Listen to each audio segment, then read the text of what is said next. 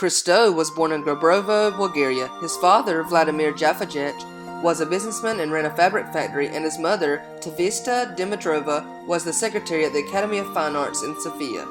Professors from the academy who visited his family observed Christo's artistic talent while he was still of a very young age. Jeanne-Claude was born in Casablanca, Morocco, where her French military father was stationed.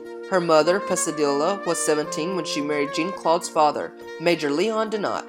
Priscilla and Leon Donat divorced shortly after Jeanne-Claude was born. Jeanne-Claude earned a bachelor's degree in Latin and philosophy in 1952 from the University of Tunis. Christo studied art at the Sofia Academy from 1953 to 1956 and went to Prague, Czechoslovakia, which is now the Czech Republic, until 1957, when he left for the West by bribing a railway official and stowing away with several other individuals on board a train transporting medicine and medical supplies to Austria. Christo and Jeanne-Claude had a different kind of love story.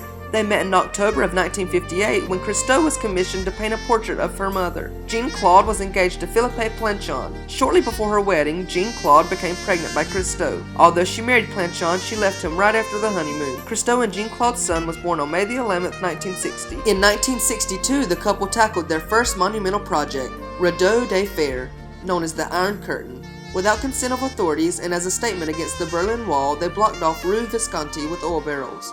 Jeanne-Claude stalled approaching police, persuading them to allow the piece to stand for a few hours. This project made them known in Paris. After a brief return to Europe, Christo and Jeanne-Claude settled in the United States in September of 1964. Although they lacked fluency in the English language, Christo displayed his work in several galleries, including the well-known Castelli Gallery in New York and Gallery Schmelle in Germany. Christo began to create storefronts which he built to scale. Sale of the storefronts helped finance larger projects. Christo was the name that appeared on the artworks. The decision was made by the couple because of the prejudice against female artists in the art world. Jeanne-Claude said the decision to use only the name Christo was made deliberately when we were young because it was difficult for one artist to be established and we wanted to put all the chances on our side. Therefore, Jeanne-Claude took on the role as Christo's manager in order to advance their success. The pair did not reveal Jeanne-Claude as the second half in the creative process until 1994. In 1968, the couple wanted to build an air package which would be lifted by cranes. On June the 24th of 1968, their first attempt failed because the skin tore. After two more attempts and repairs and using two of the largest cranes in Europe, the project became a reality on August 3, 1968. At the end of 1969, Jeanne-Claude and Christo wrapped the coast of Little Bay in Sydney, Australia,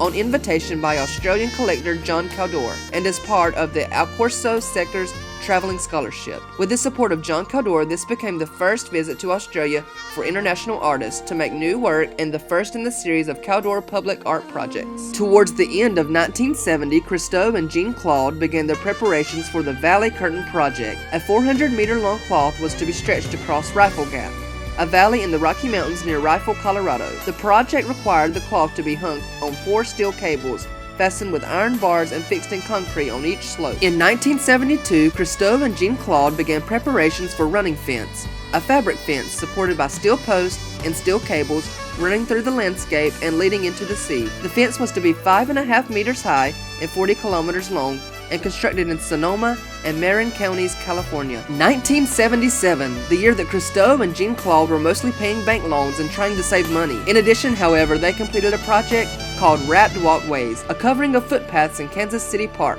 Christo and Jeanne-Claude covered 4.5 kilometers of footpaths in Luce Park, a park in Kansas City, Missouri, with orange, yellow colored shiny nylon fabric.